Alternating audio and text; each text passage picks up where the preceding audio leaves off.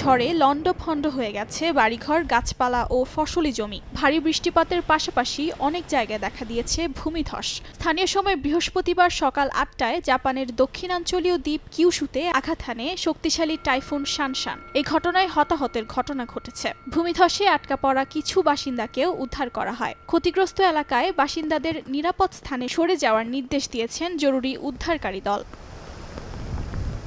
শক্তিশালী টাইফুন শানশানের প্রভাবে দেশটির কুমামোটো বিমানবন্দরে বন্ধ রয়েছে বিমান চলাচল। সেই সঙ্গে দক্ষিণাঞ্চলীয় ও পূর্বাঞ্চলীয় এলাকাগুলোতে যান চলাচল বন্ধের নির্দেশ দেওয়া হয়েছে। জাপান কর্তৃপক্ষ বিশেষ সতর্কতা জারি করার পাশাপাশি শানশানের প্রভাবে ভারী বৃষ্টিপাতের কারণে বন্যা দেখা দিতে পারে বলে আশঙ্কার কথা জানিয়েছে।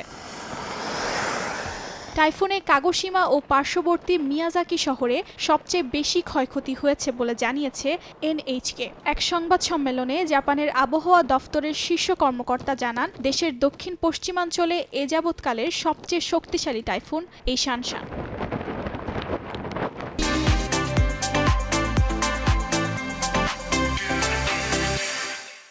এদিকে শানশানের প্রভাবে মিসাতো ও মিয়াজাকি অঞ্চলে গত ৪৮ ঘন্টায় ৬৯৭ মিলিমিটার বৃষ্টিপাত হয়েছে।